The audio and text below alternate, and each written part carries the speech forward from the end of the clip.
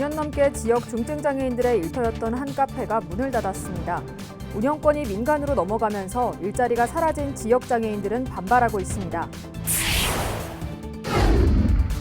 아산 곡교천 간이교량과 산책로를 연결하는 지점에 높낮이차가 발생하면서 방문객들이 불편을 겪고 있습니다.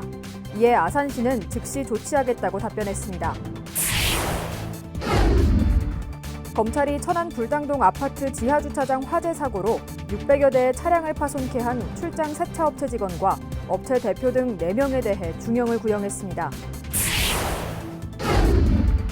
세종 시민들의 평생교육을 담당할 평생교육원 건립이 오는 10월 착공돼 2024년 말 준공될 예정입니다. 충청남도는 휴가철 불법 숙박업소 증가가 예상됨에 따라 이달 말까지 시군 합동 단속을 벌입니다.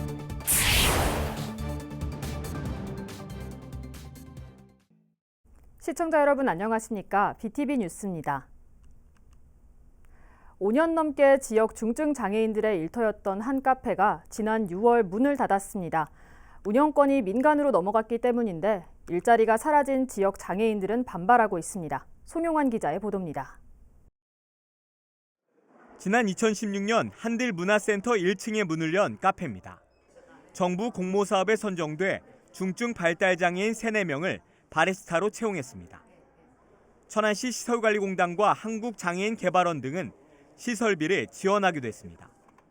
이곳에서 일한 한 장애인은 첫 월급을 받고 스스로 기초생활보장 수급자 자격을 포기해 청와대 신년 인사회에 초청돼 화제가 됐습니다. 지역 중증 장애인들의 일자리 창출에 앞장서온 이 카페가 지난 6월 문을 닫았습니다. 카페 운영권이 백석동 소각시설 주민지원협의체로 넘어갔기 때문인데 고용 승계는 이뤄지지 않게 됐습니다. 지역 장애인 단체는 크게 반발하고 있습니다. 장애인 일자리 창출은 지방정부의 책무인데 천안시가 이를 외면했다는 주장입니다. 국비가 투입된 곳이고요. 이 자리가 우리 발달장애인들의 일자리로 영구 존치가 돼야 된다. 한들문화센터 이 아이와 내버리신 카페는 저는 박상돈 시장이 이거 복원을 시켜야 된다고 생각합니다. 한편 천안시는 다른 공공시설물에 들어설 예정인 카페에 장애인 고용을 추진하겠다고 밝혔지만 쉽지만은 않아 보입니다. BTV 뉴스 송용환입니다. 세종 시민들의 평생교육을 담당할 평생교육원 건립이 본격 추진됩니다. 행복도시 건설청은 평생학습 수요가 증가함에 따라 지난 4일 평생교육원 건립공사를 발주했다고 밝혔습니다. 교육원은 세종시 산울리 일원 만제곱미터 부지에 총 사업비 493억 원을 들여 지상 3층, 지하 1층 규모로 오는 10월 착공해 2024년 말 준공 예정입니다.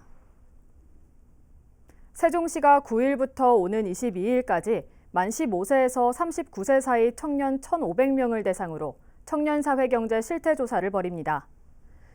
이번 조사는 청년의 사회경제적 삶 전반에 관한 관심사를 파악해 정책 개발이나 연구의 기초자료로 활용하기 위한 것으로 지난 2019년 조사에 이어 올해가 2번째입니다. 조사 내용은 주거와 교통, 가족, 희망 일자리 등 12개 부문 52개 문항입니다. 조사는 직접 방문을 통한 면접조사로 진행되며 이 과정에서 마스크 착용과 안전거리 유지 등 감염병 방역안전수칙에 따라 이뤄집니다. 아산시가 지난달 12일부터 27일까지 진행한 읍면동 열린 간담회를 통해 518건의 시민 의견을 수렴했습니다. 시는 접수된 건의사항에 대해 시급성과 필요성, 효율성 등을 검토해 추진 방향을 설정하고 추진 과정을 건의자에게 개별적으로 통보할 방침입니다.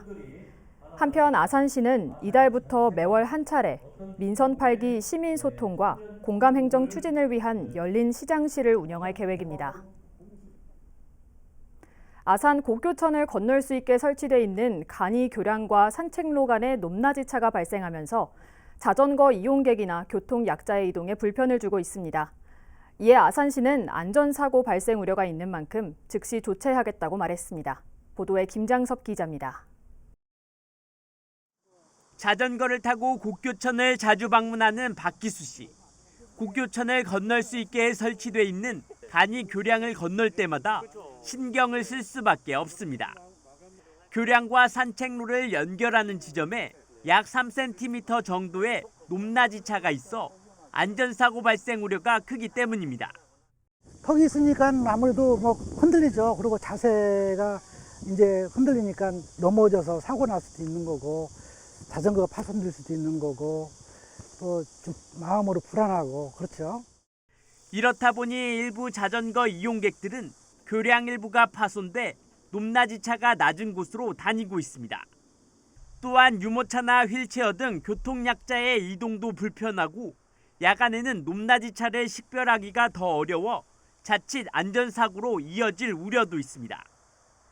이 같은 민원 상황에 대해 아산시는 하천변 침하로 인해 교량과 산책로 간 높낮이 차가 발생한 것으로 보고 혹여나 발생할 수 있는 안전사고를 대비해 즉시 조치하겠다고 약속했습니다. BTV 뉴스 김장섭입니다. 대중교통 중심도시를 지향하는 세종시 신도시에 다소 이상하게 설치된 버스 정류장이 있어 이용하는 시민들이 불편을 겪고 있다고 합니다. 시청에서도 문제점을 잘 알고 있지만 수년째 개선되지 않고 있다는데요. 무엇이 문제인지 김우순 기자가 현장을 찾아가 봤습니다. 세종시 도담동의 한 버스 정류장. 보통 정류장은 진입하는 버스를 확인할 수 있도록 도로 방향으로 개방되어 있는데 이곳은 인도를 향하고 있는 데다 바로 뒤엔 철골로 된 펜스까지 설치되어 있습니다. 또 정류장과 실제 버스를 타는 승강장 사이가 30m 정도 떨어져 있기까지 합니다. 정상적인 정류장은 이렇게 승객이 정류장에서 대기하다가 버스가 오면 곧바로 탑승할 수 있는 구조입니다. 하지만 이곳 정류장의 경우엔 내가 타려는 버스가 오는지 확인한 후에 이렇게 30걸음 정도를 서둘러 옮긴 뒤에야 버스에 탑승할 수 있는 구조입니다. 자칫 버스를 놓치지 않기 위해선 요즘같이 무더운 날씨에도 땡볕에서 버스를 기다려야 합니다. 좀 힘들긴 힘들어요. 여기까지 와서 다시 이제 돌아가다 보면 버스 놓칠 때도 많았거든요. 정류장 할머니들이 땀을 많이 흘리시고 힘들어하시고 있어요. 좀 우리 나이 먹은 사람들 좀 불편하죠. 어쨌거나. 뛰어가서 타려니까. 우리가 지금 80이 다 돼가거든 나도. 맞은편 정류장 역시 상황이 똑같습니다. 시민들은 애시당초 왜 이렇게 설계됐는지 이해하지 못하겠다는 반응입니다. 저쪽에 가 있어갖고 네. 저도 버스 탈 때 항상 이용 못하거든요. 저기 그늘막에 서 있거나 이렇게 땡볕일 때는 네. 보통 여기 서 있어야 되니까 불편하긴 하죠. 왜 하필 저기다 만들어놨을까? 여기다 바로 앞에다 만들어놨을까? 2년 전 세종시의 한 시의원이 이 같은 문제를 지적하고 시의 개선 조치를 요구했지만 아직까지 고쳐지지 않고 있습니다. 무엇이 문제일까? 기본적으로 처음 설치될 당시부터 인도 폭 2m, 자전거 도로 1.5m인 법 기준을 지키려다 보니 정류장 설치 공간이 나오지 않았다는 게 시의 설명입니다. 정류장을 버스 정차 장소로 옮기기 위해선 인도 가장자리에 있는 아파트 사유지를 활용하는 게 최선인데 입주자 대표 회의의 동의를 받는 절차가 쉽지만은 않은 상황이라고 관계자는 전했습니다. 물론 집행부에서도 이 문제에 대해서 다각도로 접근을 했을 텐데요. 좀 더 적극적으로 단지 내 주민들과 의사를 좀 모아서 모든 주민들이 편리하게 사용할 수 있도록 대중교통 중심 도시를 지향하는 세종시. 버스를 늘리고 노선을 잘 짜는 것도 중요하지만 시민들의 편의를 위해 정류장 위치와 같은 작은 것부터 잘 챙기려는 노력이 필요해 보입니다. BTV 뉴스 김우순입니다. 검찰이 천안 불당동 아파트 지하주차장 화재 사고로 600여 대의 차량을 파손케 한 출장 세차업체 직원과 업체 대표 등 4명에 대해 중형을 구형했습니다. 대전지법 천안지원에서 열린 결심 공판에서 검찰은 업무상 과실 폭발성 물건 파열 혐의로 기소된 출장 세차업체 직원과 해당 업체 대표에게 각각 금고 3년과 2년을 구형했습니다. 또 소방시설법 위반으로 기소된 관리사무소 소방 담당자와 관리소 직원 파견 업체에 대해서도 각각 징역 2년과 벌금 2천만 원을 구형했습니다. 이들에 대한 1심 선고는 다음 달 5일 있을 예정입니다. 충청남도는 휴가철 불법 숙박업소 증가가 예상됨에 따라 이달 말까지 시군 합동 단속을 벌입니다. 점검 대상은 숙박업이 불가한 지역이나 블로그 등에 게시된 무신고 숙박 의심업소, 불법 중축업소 등입니다. 도는 점검기간 자진신고업소에 대해서는 영업신고 후 운영이 가능하도록 안내하고 전환신고가 불가능한 경우 자진 폐업을 유도할 예정입니다. 천안시가 8월 정기분 주민세 30억 원을 부과했습니다. 이번 주민세는 지방교육세를 포함해 총 25만 2천여 건으로 7월 1일 현재 천안에 주소를 둔 세대주에게 부과됩니다. 고지서는 오는 10일부터 우편으로 발송되며 전자고지 신청자는 전자우편 또는 모바일 앱에서 확인하면 됩니다. 납부기한은 이달 말까지입니다.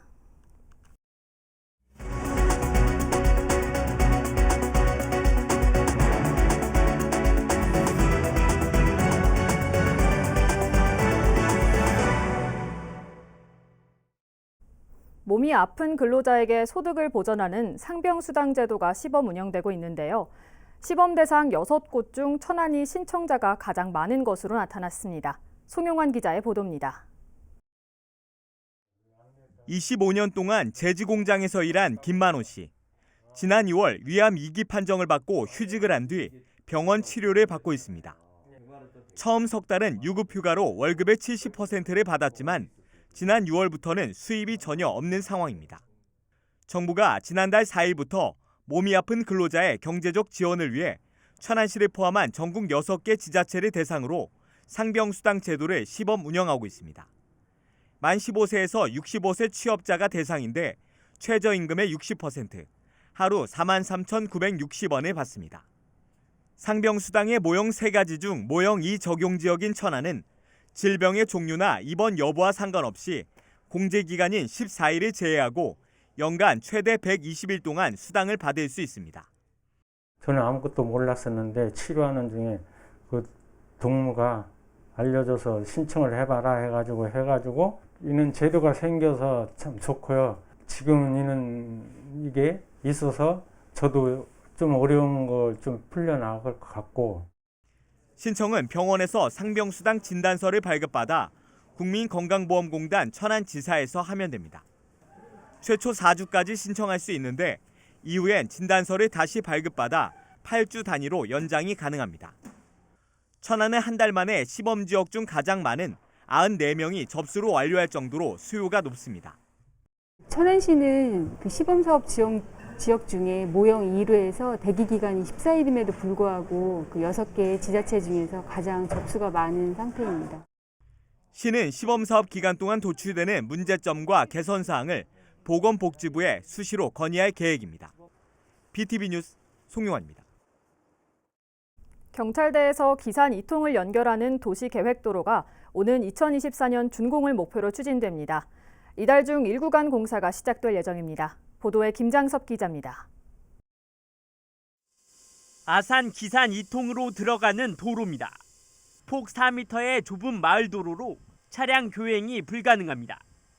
특히 크기가 큰 마을버스와 농기계 등이 지나다니는 길로 이동 시 불편함이 계속되고 있습니다. 시내버스가 제일 큰 차니까 그게 불편하죠. 차 비켜다니자면 그것도 힘들고. 경찰대에서 기산 2통을 연결하는 도시계획도로 개설 공사가 이달 착공됩니다. 전체 구간은 1.1km로 폭 4m 도로가 12m인 왕복 2차선으로 확장될 예정이며 2개 구간으로 나눠 공사가 진행되는데 이번에 착공되는 도로는 황산길에서 기산 2통으로 이어지는 약 450m 구간입니다. 나머지 650m 이 구간은 내년도에 예산을 확보해 추가적으로 진행될 예정입니다. 이 도로를 2차선을 확보함에 따라 주민 생활 불편도 해소하고 마을 간 연계하는 도로 기능을 확보하여 주민 생활에 편익을 줄 것으로 기대됩니다. 1구간 공사는 내년 말 완료될 예정이며 아산시는 오는 2024년까지 2구간 공사를 마무리할 계획입니다. BTV 뉴스 김장섭입니다. 아산시가 신정호 아트밸리 락페스티벌 달그락을 오는 20일 신정호 야외음악당과 잔디광장에서 개최합니다. 충남도와 아산시가 주최하고 온양문화원 주관으로 진행되는 이번 페스티벌은 20일 오후 5시부터 충남도 권역에서 활동하는 밴드 공연을 시작으로 초청 가수 국카스텐의 공연도 열릴 예정입니다. 또한 프리마켓과 전시 부스 등을 운영해 무더위에 지친 시민들에게 즐거움과 추억의 시간을 제공하게 됩니다. 천안 홍대용과학관은 오는 12일 밤 9시부터 페르세우스 유성우 공개 관측 행사를 엽니다. 페르세우스 유성우는 과거 스위프트 터틀 해성의 부스러기가 지구 대기층과 충돌해 발생하는 것으로 매년 8월 12일과 13일 다수의 별똥별을 관측할 수 있습니다. 이날 관측 행사는 사전 예약 없이 행사 시간에 맞춰 홍대용 과학관에 방문하면 무료로 참여할 수 있습니다. 국립세종수목원이 가드너 플러스 프로그램에 참여할 참가자를 모집합니다. 정원 분야 시민 전문가 육성을 위해 실시되는 이번 프로그램은 정원 가꾸기, 이른바 가드닝에 관심 있는 성인이면 누구나 지원할 수 있습니다. 교육은 오는 25일부터 10월 6일까지 약 7주 동안 32시간에 걸쳐 진행되며 소정의 참가 비용은 참가자가 부담해야 합니다. 교육 참가 신청은 수목원 누리집을 통해 하면 됩니다.